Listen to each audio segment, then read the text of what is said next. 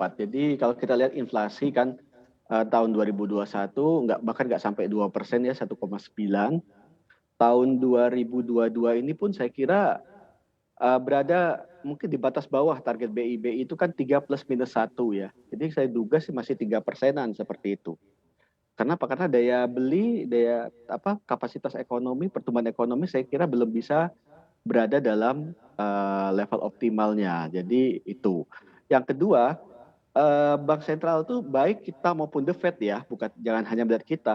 Itu punya banyak alat, bukan hanya sekedar BI rate ya.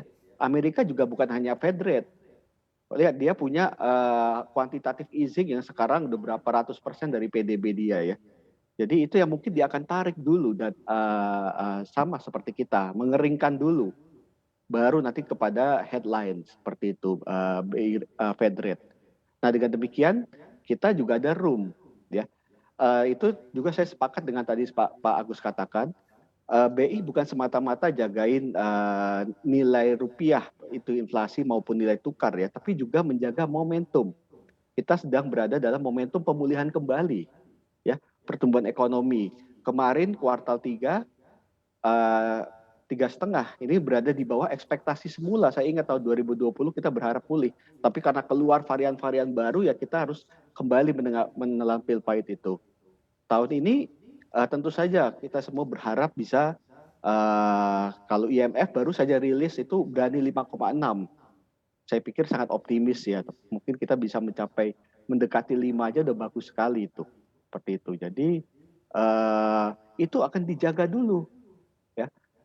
Nanti kelihatan kok kalau misalnya kita agak nggak align gitu, turbulensi akan terjadi di nilai tukar. Itu akan diberikan sinyal. Jadi memang dalam kebijakan ekonomi Bank Indonesia itu akan selalu menghadapi trade off seperti ini. Apakah mengganggu pemulihan ekonomi, apakah akan berpotensi mengganggu atau versus gejolak pada yang bisa lebih redam di pasar keuangan seperti nilai tukar. Seperti itu. Jadi saya kira Bank Indonesia mungkin akan jagain juga untuk memperhatikan benar momentum pemulihan ekonomi. Pak Agus, Seperti itu. risiko untuk pergerakan harga surat utang kita seperti apa apabila nantinya Bank Indonesia tidak mengikuti kebijakan The Fed untuk menaikkan suku bunga acuan?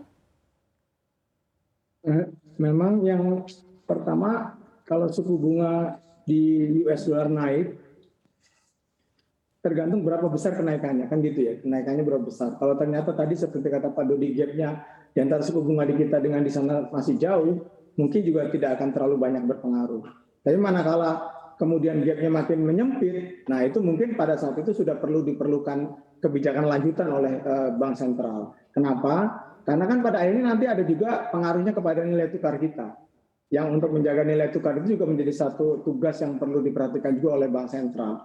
Tentu bauran kebijakan-kebijakan ini yang menjadi concern dari Bank Sentral. Bagaimana pengaruhnya terhadap surat berharga negara yang ada di kita? Saat ini surat pemerintah saya pikir cukup confident, di mana penerbitan surat obligasi yang terakhir juga masih suku bunganya terus turun dibanding periode-periode sebelumnya. Jadi ini sebenarnya menggambarkan bahwa sampai dengan saat ini pemerintah cukup confident terhadap surat berharga yang diterbitkannya. Posisi keuangan pemerintah juga sangat baik, GDP kita juga masih tumbuh positif, inflasinya juga terkendali, nilai tukar kita juga relatif terjaga gitu ya. Cadangan devisa kita juga meningkat. Nah ini semua menjadi modal buat pemerintah supaya bisa menjaga momentum pertumbuhan ekonomi dengan baik, yang pada akhirnya juga berpengaruh pada surat berharga kita sendiri, yang bisa terjaga nilainya juga dengan stabil gitu. Baik, artinya kestabilan ini yang kita harapkan bersama ya. Lalu dengan adanya kenaikan bertahap GWM, bagaimana ekspektasi Anda terhadap pertumbuhan DPK dan juga pertumbuhan kredit di 2022 ini? Memang kalau kita coba belajar dari beberapa waktu terakhir ya, sebelum di masa normal gitu ya, pada saat situasi tidak ada krisis, itu pertumbuhan DPK memang lebih rendah daripada pertumbuhan kredit, di mana pertumbuhan kredit biasanya bisa bahkan double digit, sementara pertumbuhan DPK-nya di single digit. Tapi manakala terjadi krisis seperti saat ini, itu terjadi kebalikannya, di mana pertumbuhan DPK tuh lebih tinggi daripada pertumbuhan kredit. Jadi situasi ini bahkan sejak awal pandemik di Maret 2020, pertumbuhan kredit kita itu malah negatif. Baru membalik di positif di Maret 2021 dan ini terus positif, mungkin di 2021 akhir tuh bisa kurang lebih 5% pertumbuhan kreditnya. Ini saya kira pertumbuhan yang cukup baik setelah kita mengalami kontraksi di tahun 2020 yang lalu, dan saya kira di 2022 ini dengan lihat kondisi yang ada, perkembangan yang ada, masih tetap akan tumbuh, cuman mungkin belum sampai teragresif sekali. Kecuali kalau ternyata situasi pandemik ini semakin terkendali.